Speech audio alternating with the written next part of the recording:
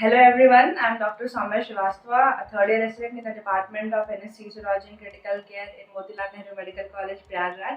And today I'll be talking to you all about taking anesthesia as a branch in your PG courses, its pros, its cons, and its future scopes. Honestly, there is a popular saying that you don't choose anesthesia, it chooses you. It's a branch that you take when you don't want to study anymore, because that is what happened with me. My rank was on a very fringy area and I just didn't want to prepare for another year. So I came into the branch without having any idea, because we all have zero exposure of it at our UG level.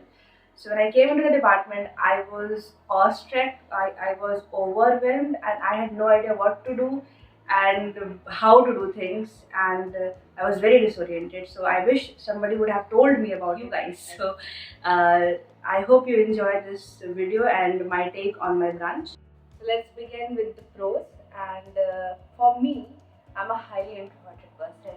I cannot take interaction beyond a certain point. So I wanted a branch where I could have this advantage, and anesthesia is just that sweet spot where you get to do the procedures, but there is very little patient interaction. So at the end of the day, for introverts like me, it's an energy saving branch.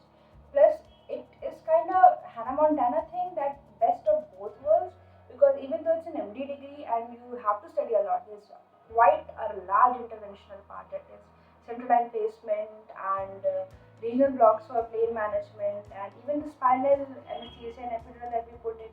It's quite an interventional thing to do. Plus, as an emergency respondent to any crisis, you can do tracheostomy and you get to do intubations and everything. And it's quite a challenging and adrenaline rushing branch as compared to what people have a general idea of it. Second of all, there's great work-life balance. Now, I'm not talking about the residency phase, because residency, even in a non-clinical branch, is very hectic.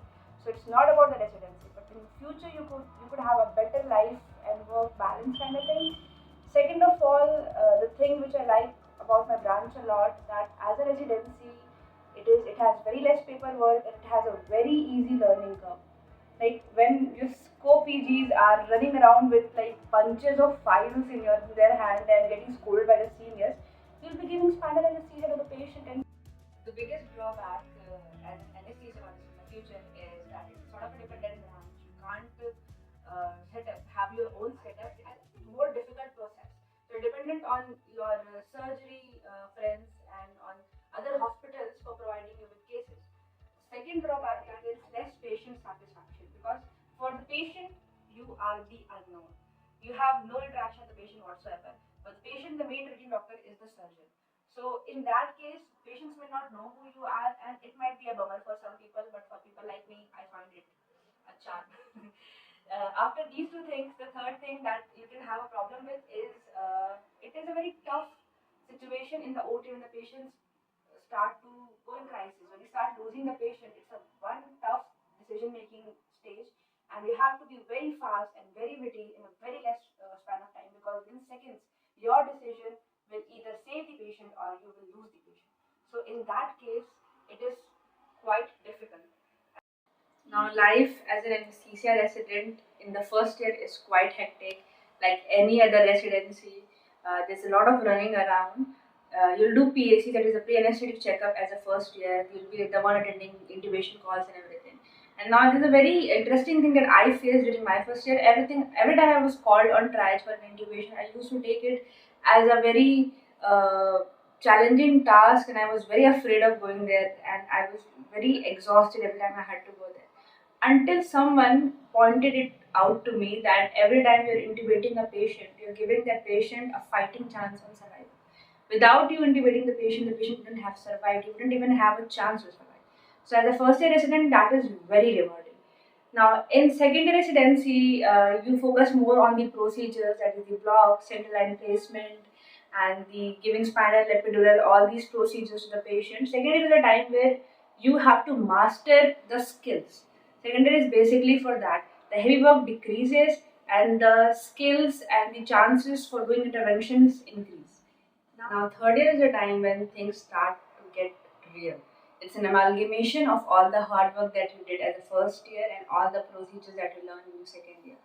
As a third year, you are the one making decisions. You are the one that will be accountable, and you are the one that is responsible for the patient.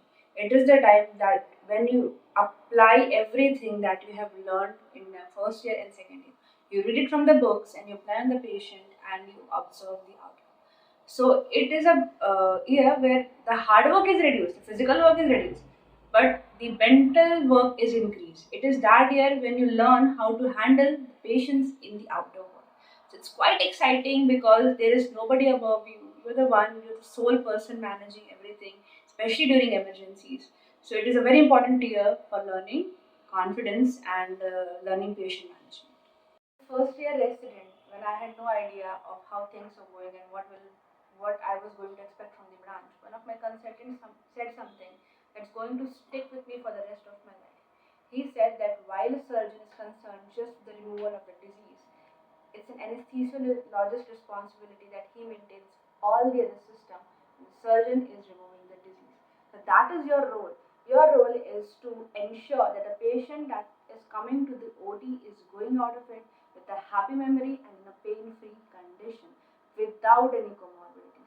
That is a very big responsibility to take on, and that is the summation, the crux of this branch that nobody else is willing to take. So it's a very thrilling and it's a very achieving thing to do, and I love it.